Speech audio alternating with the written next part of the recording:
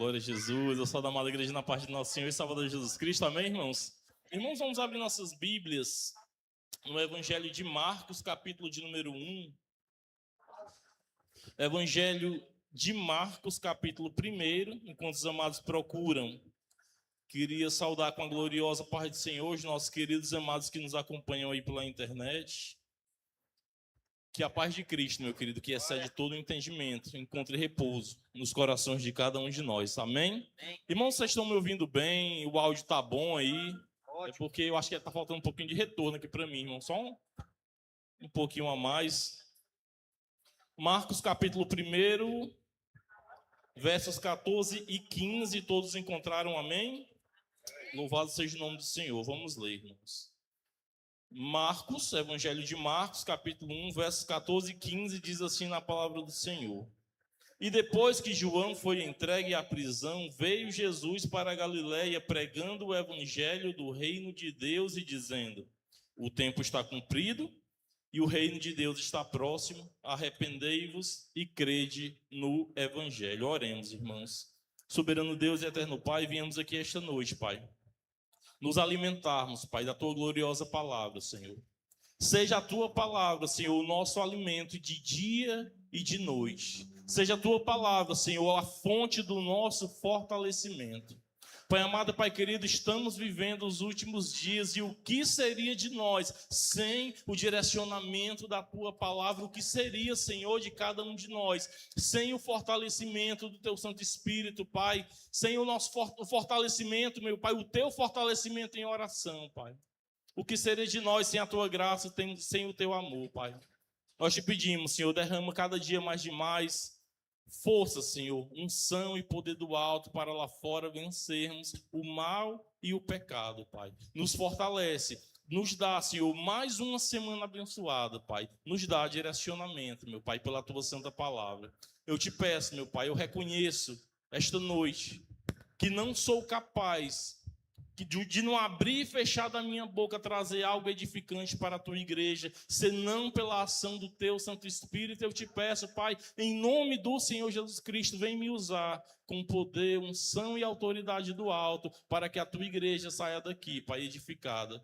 Em nome do Senhor Jesus, é o que nós te pedimos e te agradecemos em nome de Jesus. Amém. Irmãos, Evangelho de Marcos, capítulo 1. Uma vez eu preguei nesse mesmo texto, e na ocasião, irmãos, eu dei ênfase na parte do verso 14, onde ele diz que Jesus foi para a Galiléia pregando o evangelho de Deus. A última vez que eu preguei essa palavra, irmãos, ainda era no outro prédio, não está com nenhum ano ainda. E eu lembro que eu dei ênfase no verso 14, mas hoje, pela misericórdia do Senhor, eu quero dar ênfase à parte final do verso 15. E antes de nós vermos, irmãos, o tema da mensagem de hoje, é importante que nós passemos pelas informações que o texto nos dá. E bem aqui na introdução da mensagem, querida, eu quero passar rapidamente por cada uma dessas informações. E aqui já de início, querido, a primeira informação que o texto nos dá no verso 14 é a informação de que João Batista fora preso. E depois, a segunda informação que o texto nos dá é que depois que João Batista foi preso, Jesus foi para a Galiléia pregando o evangelho do reino. E o verso 15 começa dizendo, 2 pontos. Irmãos, preste bem atenção no que será pregado aqui essa noite, que será de suma importância para cada um de nossas vidas. E ele vai dizer, irmãos, o que é que Jesus saiu pregando. Ele vai dizer, irmãos, no que consiste a pregação do reino de Deus. Nós vamos perceber aqui, irmãos, através do texto, que ele condensa em poucas palavras a essência do verdadeiro e genuíno evangelho. Ele diz que o tempo está cumprido. Ou seja, irmãos, o tempo preparado por Deus é chegado, indicando que a plenitude da história salvífica chegou à terra na pessoa de Jesus Cristo. O tempo está cumprido, ou seja, irmãos, o Cristo anunciado pela lei e pelos profetas veio à terra para salvar miseráveis pecadores como você e como eu. E eis aqui, querido, a pessoa que a mensagem do Evangelho anuncia. O Evangelho não aponta para Maria, para José, Paulo, João, Barnabé ou qualquer outro. O holofote do Evangelho, querido, está posto sobre a pessoa de Cristo Jesus. Cristo Jesus é a revelação central da palavra de Deus. Lá no livro de Atos, capítulo 4, verso 12, diz que em nenhum outro há salvação, porque também debaixo do céu nenhum outro nome há, dado entre os homens, pelo qual podemos ser salvos. E na continuação do texto, amado, ele diz: o reino de Deus está próximo. O que nos deixa claro, irmãos, que outro componente importante dessa tão magnífica mensagem que é o Evangelho é a informação de que o reino de Deus está próximo. Indicando, meu amado, minha amada, que o fim de todo e qualquer governo humano está ficando para trás, está findando, está concluindo, está chegando ao seu fim. Todo e qualquer governo humano, irmão, será destruído para dar início ao reino celestial.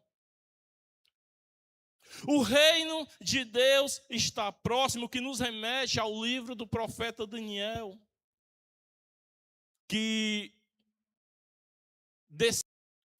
E é nisso, irmãos, que deve consistir a pregação do genuíno evangelho.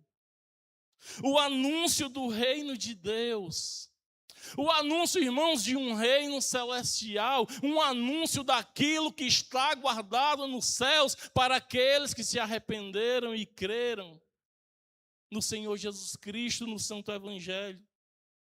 Porque uma vez, irmãos, que nós pregamos a Cristo e anunciamos que Ele salva, é importante saber que Jesus salva e promete um reino de habitação eterna. E Jesus Cristo, irmãos, promete isso também em João 14, onde Ele diz: na casa de meu Pai há muitas moradas. Se assim eu não fosse, eu não vos teria dito, pois vou preparar-vos lugar. E no verso 3 ele diz: e quando eu for e vos preparar lugar, eu voltarei e vos receberei para mim mesmo, para que onde eu estiver, estejais vós também. Ei, querido, pela morte de Jesus Cristo, nós somos salvos da condenação do inferno. E nós vivemos nessa terra sob a promessa do reino. E eis aqui, meu amado, minha amada, o motivo da pregação do verdadeiro, genuíno evangelho do reino. Nós devemos, irmãos, ser incansáveis na pregação do verdadeiro evangelho, porque os falsos profetas são incansáveis em suas heresias. E nós devemos ser incansáveis, irmãos, nesta pregação, porque enquanto o falso evangelho promete aquilo que é passageiro, o verdadeiro evangelho promete o que é eterno e incorruptível. Olha a importância da pregação do verdadeiro evangelho, irmãos. E agora, irmãos, eu quero chamar a sua atenção para a parte final do verso 15, que será o tema central da mensagem de hoje. Eu estava só na introdução, onde Jesus Cristo pregava e dizia: arrependei-vos e crede no Evangelho. Quando eu preguei nesse texto, irmãos, creio que com 9 meses, mais ou menos, 8 meses, eu lembro que eu falei muito brevemente sobre arrependimento e fé de modo, irmãos, que hoje, pela graça de Deus, eu pretendo focar neste tão importante tema que é o arrependimento e a fé. Porque o evangelho, irmãos, ele, em primeiro lugar, ele anuncia a Cristo como única porta de salvação. Em segundo lugar, irmãos, o evangelho anuncia um reino de habitação eterna. E por fim, irmãos, o evangelho chama o pecador perdido não a prosperar financeiramente, irmão Patrick, como prega a teologia da prosperidade. Nós também, irmãos, não somos chamados para sermos evangélicos ou fazer parte de qualquer outro tipo de religião. Nós somos chamados ao arrependimento e à fé. Esse é o verdadeiro apelo que o evangelho faz, amado. Nós vemos hoje em dia muitos pregando e ao final de seus sermões eles fazem um chamado apelo. E dizem que para você ser salvo, você precisa aceitar Jesus. Esses dias eu estava na rua, numa avenida famosa aqui de Fortaleza, e tinha um cidadão com um microfone, irmãos, dizendo repetidas vezes: aceite Jesus, você tem que aceitar Jesus.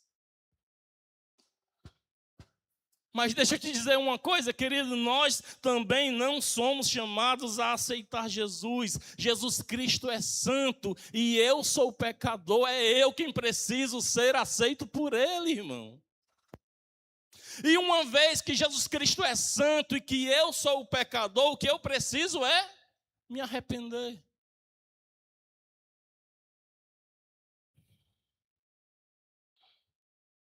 E eu pretendo, irmãos, dividir essa mensagem em duas partes, sendo que nessa primeira parte eu vou dar foco no que tange ao arrependimento para, ao final, falar sobre fé.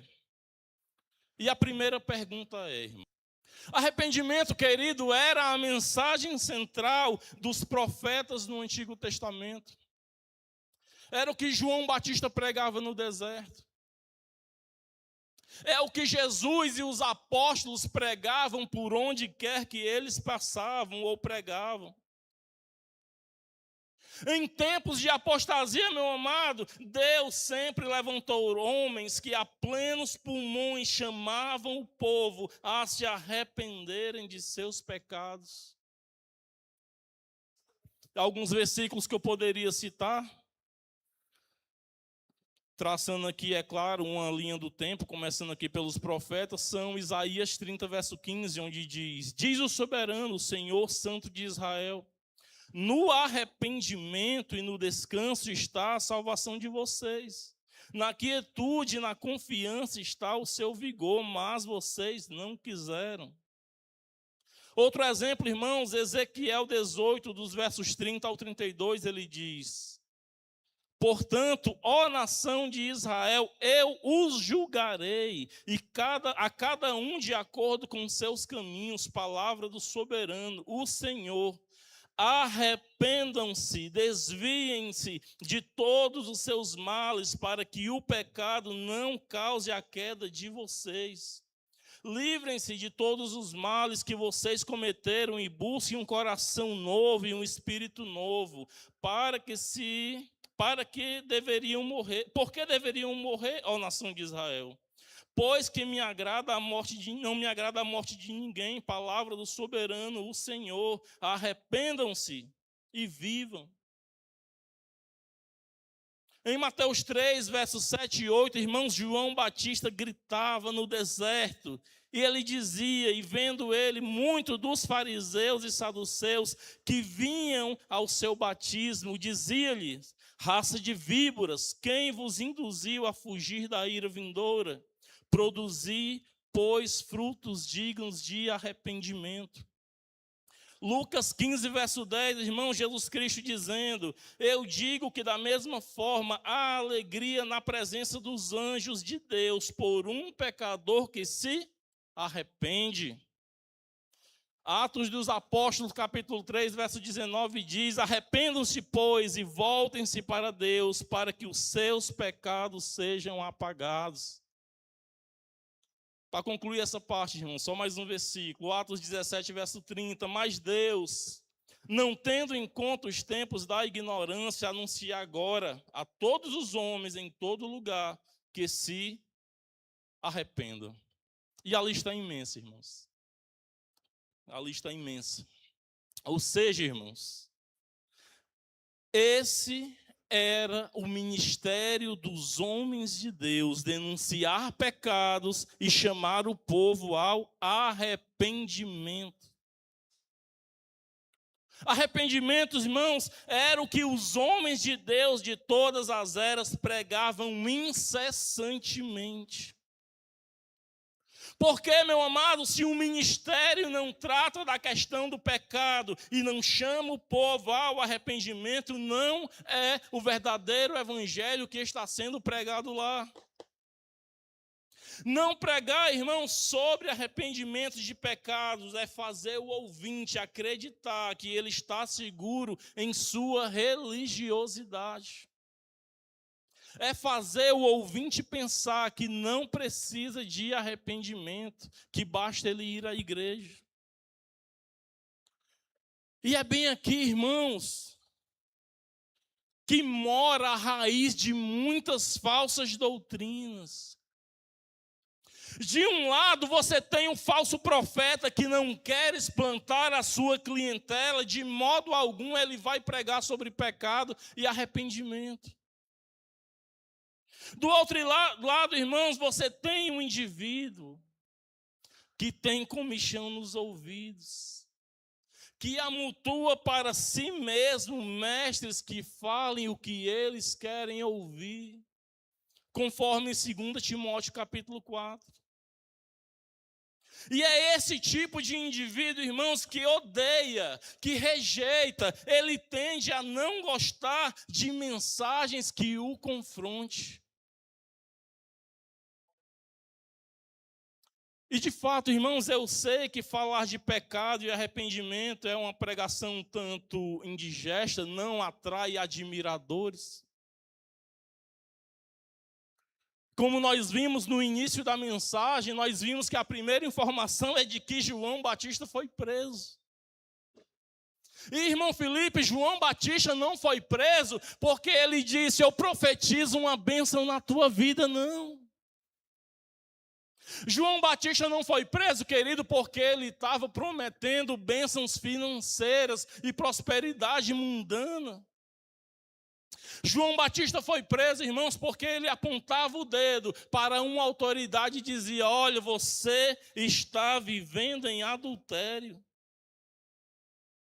Conforme diz Marcos capítulo 6, versos 17 e 18, que diz: porque o mesmo Herodes, por causa de Herodias, mulher de seu irmão Filipe, porquanto Herodes se casara com ela, mandara prender João e atá-lo no cárcere.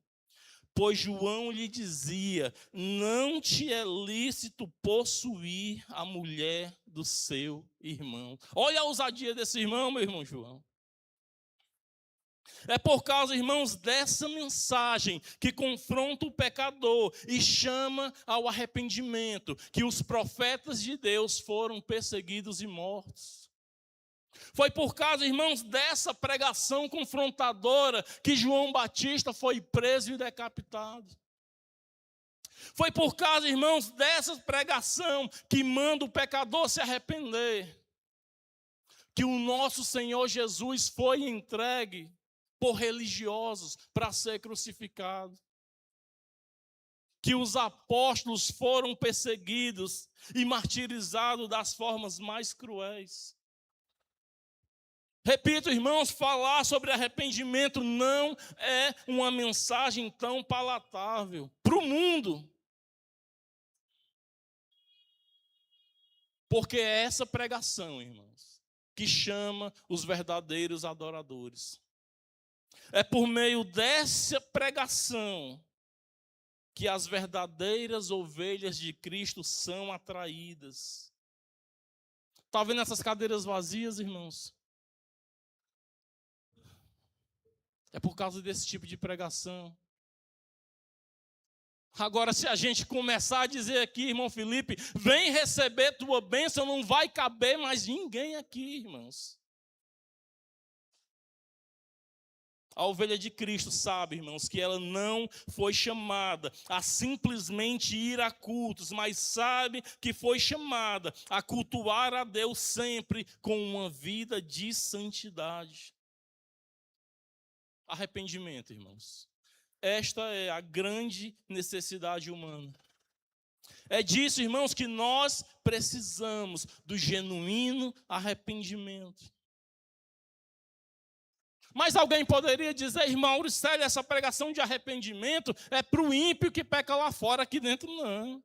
Eu já sou evangélico. Eu já vou para a igreja. Eu já frequento cultos, irmão Auricélio. Mas, irmãos, o fato é que mesmo em contexto de igreja, existem várias coisas que nós precisamos nos arrepender. No livro de Apocalipse, Jesus endereça cartas às 7 igrejas da Ásia. E embora sejam igrejas para Éfeso, Jesus manda ele se arrepender por causa da falta do primeiro amor.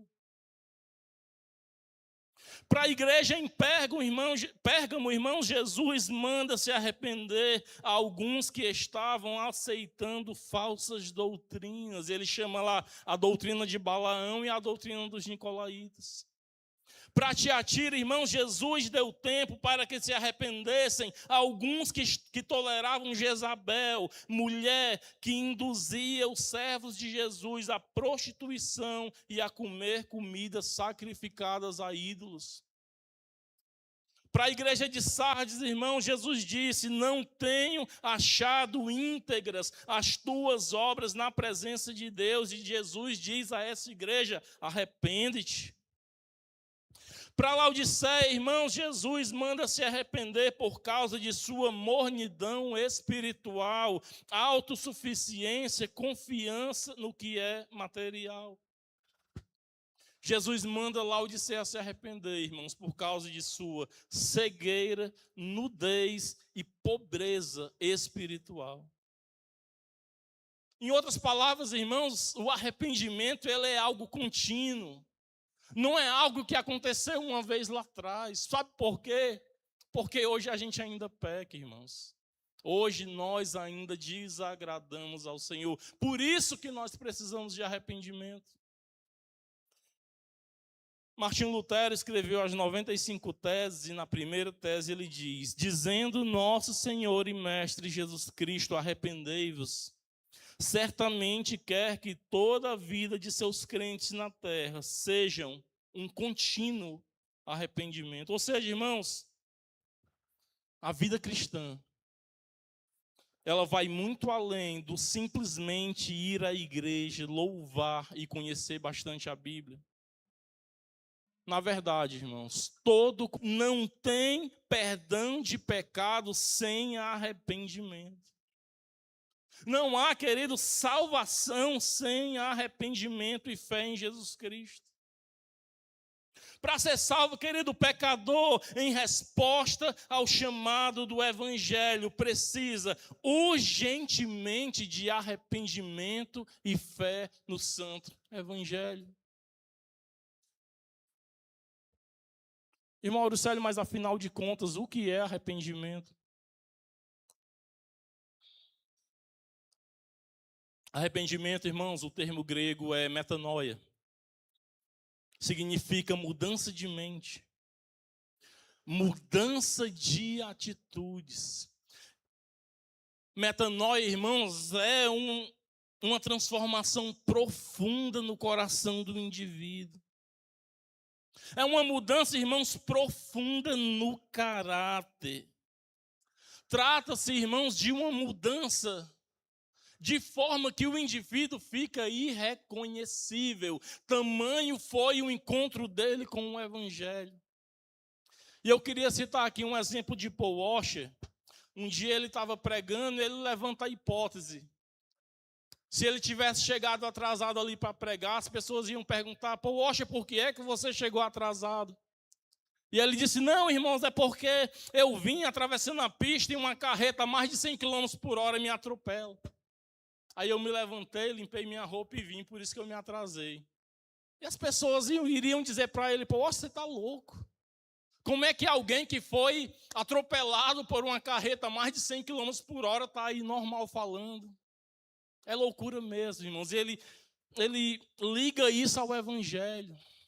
Não tem como eu dizer que eu fui acometido pelo Santo Evangelho e pelo Espírito Santo de Deus e não ter havido em mim uma transformação profunda no meu caráter, no meu ser, no meu modo de olhar, no meu modo de pensar, no meu modo de agir.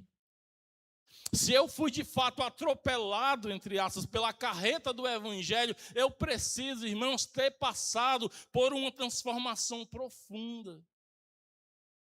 Não que não peca mais, querido, é que agora o crente anda em novidade de vida e ele ainda peca, mas ele logo se arrepende, ele muda, ele quer ser limpo, ele precisa, ele percebe, ele sabe que ele precisa urgentemente do perdão divino. E ao contrário do que muitos pensam, irmãos, arrependimento não é remorso. Não trata-se, irmãos, apenas de lamentar por erros passados, mas de verdadeiramente se voltar para Deus e andar agora em novidade de vida e buscar ter uma vida em conformidade com as Santas Escrituras. No remorso, irmãos, o indivíduo até chora e se entristece pelo erro. Mas logo, logo, ele vai cometer o mesmo erro que o fez chorar antes. E o indivíduo, irmãos, que vive no remorso, ele fica preso nesse ciclo e se vê aprisionado nos mesmos pecados há anos. E isso não é arrependimento, irmãos, porque o arrependimento ele causa mudança. No verdadeiro arrependimento, irmãos, o indivíduo ele também se entristece, ele também chora. A diferença, irmãos, é que no verdadeiro arrependimento, o indivíduo cria aversão ao pecado que outrora o aprisionava. Porque o indivíduo que de fato foi alcançado pelo Evangelho, irmãos, ele sabe o preço do pecado que foi pago. O indivíduo que de fato foi alcançado pelo Evangelho, ele sabe o que foi que levou o seu Senhor para a cruz. Ele tem ideia do sangue precioso que foi derramado naquela cruz em favor dele.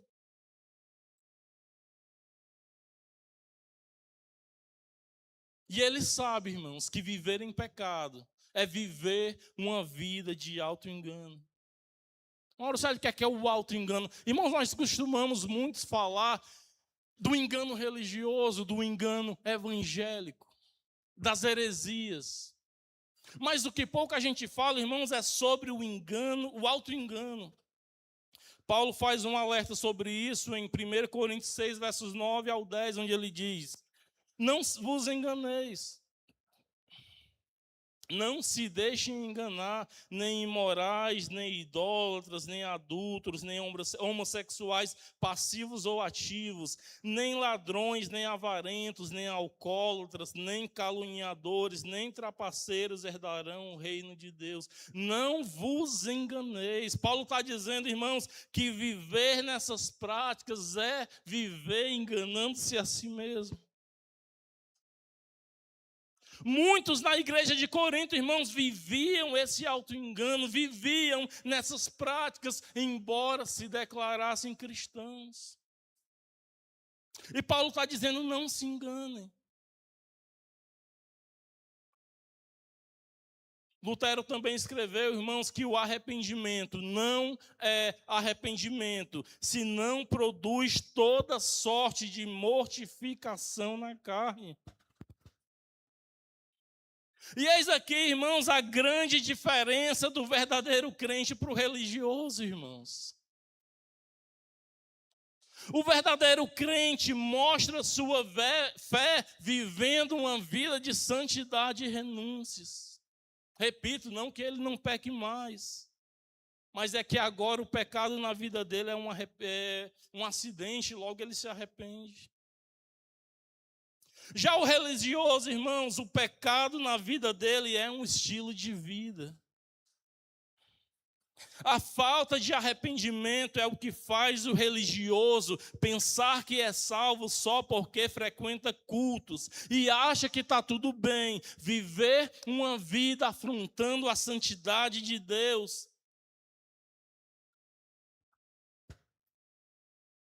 A falta do arrependimento, irmãos, é o que faz o religioso pensar que é salvo só porque ele levantou as mãos durante um culto ou foi na frente aceitar Jesus. Ao passo que nele não nota-se frutos dignos de arrependimento. Não houve nele, irmãos, mudança de vida, ele só mudou a vestimenta e a rotina. A falta do verdadeiro arrependimento, irmãos, é o que leva o religioso a viver uma vida de auto-engano, chamando Jesus de Senhor, Senhor. Ao passo que este ouvirá do Senhor no último dia, o apartai-vos de mim, porque vivia uma vida de iniquidade, irmãos. Irmãos, vamos falar de fé agora? Você não desassocia arrependimento de fé. Se a gente for perceber, irmãos, boa parte das vezes que a palavra arrependimento está, também existe a palavra fé. Arrependei-vos e crede. Ambos andam de mãos dadas, ou seja, irmãos, abster-se de certos pecados sem fé em Jesus Cristo. Muitas religiões também fazem. Porém, não são salvos, porque, embora largaram alguns pecados, negam o Filho de Deus para a salvação. E crer em Jesus, irmãos, sem mudança de vida, é o mesmo que o falso arrependimento, é crer igual aos demônios. Professar fé em Jesus Cristo sem mudança de vida, irmãos, é crer da boca para fora. Nós devemos, irmãos, crer no Cristo, no Filho do Deus vivo, naquele que há 2000 anos cumpriu toda a lei para que a sua justiça fosse imputada sobre as nossas vidas. Devemos crer, irmãos, naquele que morreu inocente, que foi chicoteado, cuspido, humilhado, crucificado, transpassado em nosso favor, irmãos. Devemos crer naquele que, através da sua vida, morte e ressurreição, nos deu vida eterna. Devemos crer, irmãos, pelos olhos da fé, nesta tão maravilhosa promessa de redenção. Crer, irmãos, não somente com o nosso intelecto, mas que a nossa fé cause em nós transformação de vida.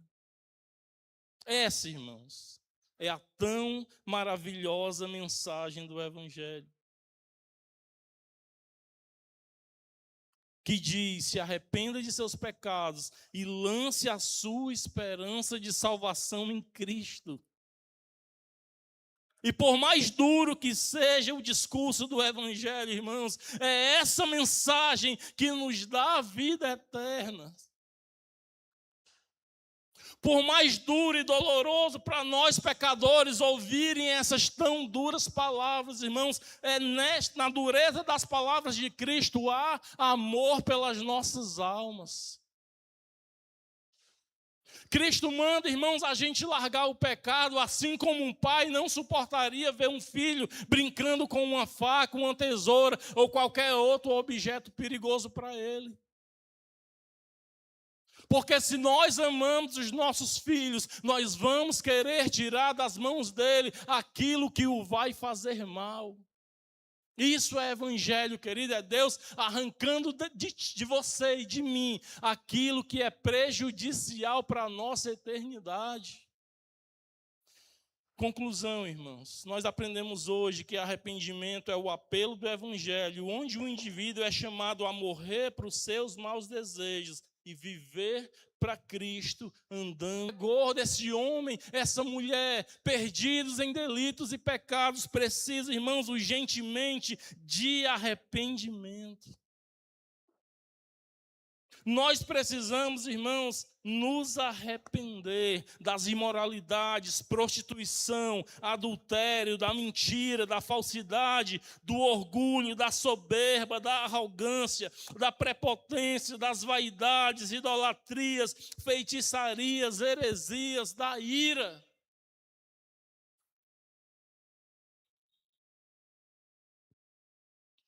E é importante sabermos, querido, que apesar de tudo que eu falei, arrependimento não é causado pela vontade humana. É Deus quem concede ao homem esse arrependimento. De modo, irmãos, que quando um pregador do evangelho obras o coração e termina na reforma da vida.